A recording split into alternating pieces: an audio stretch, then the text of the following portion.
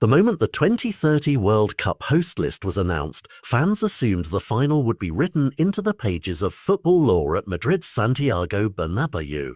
After all, there are few places in this sport that taste of history the way Madrid does. But behind the velvet rope of committee rooms and board meetings, an entirely different fight has been raging, a numbers fight that threatens to upend tradition.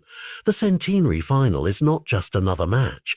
It's a global spectacle FIFA wants to stage as an attendance and commercial milestone. That means more than prestige. It means seats, suites, airline charters, broadcast overlays, and multi-million-dollar VIP packages. When you stack those figures side by side, the math begins to tell a story that leaves even the most devout traditionalists unsettled. On one hand sits the Bernabéu, iconic, storied, saturated with memory. Its renovation has delivered cutting-edge features, a retractable pitch, a dramatic roof, a 360-degree scoreboard, all engineered to produce the perfect TV spectacle. Yet the one thing it cannot promise overnight is scale. In a competition where FIFA is openly flirting with record-setting attendance for the centenary final, the gap in available seats becomes more than a technicality. It becomes a disqualifying disadvantage in the eyes of planners chasing maximum gate receipts and hospitality income.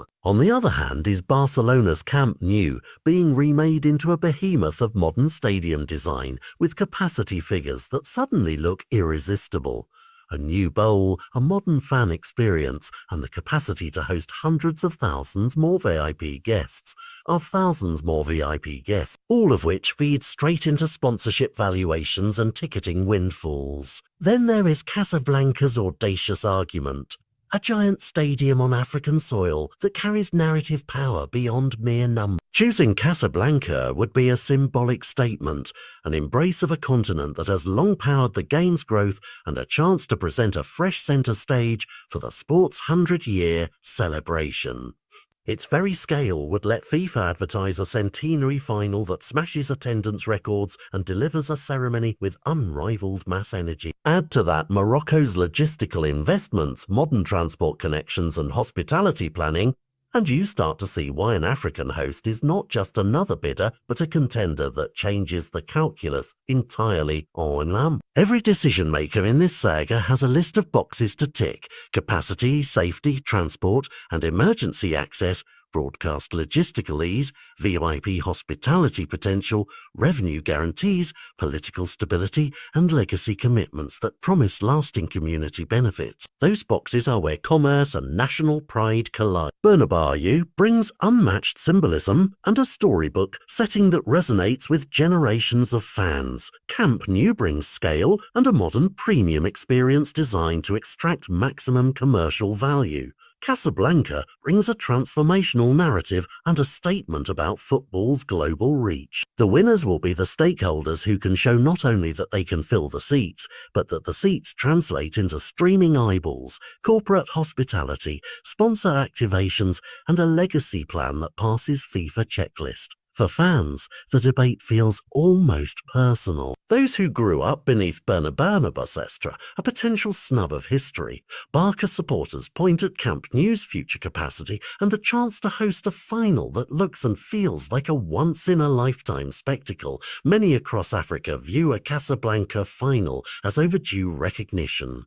Behind the fan chatter, meanwhile, bankers are running spreadsheet scenarios and national federations are quietly negotiating guarantees and local infrastructure investments. The final decision will reveal which metric FIFA values most for its centenary night, the romance of tradition, the balance sheet of scale, or the symbolism of geographic justice. When FIFA finally announces its pick, the consequences will ripple beyond a single match. The chosen stadium will reap immediate economic windfalls, cement a tourism story for years, and claim a permanent place in football's centennial mythology. But even before that decision, the clash itself, tradition pitted against scale, Europe against Africa, memory against modern spectacle, has already reshaped the narrative around the 2030 World Cup.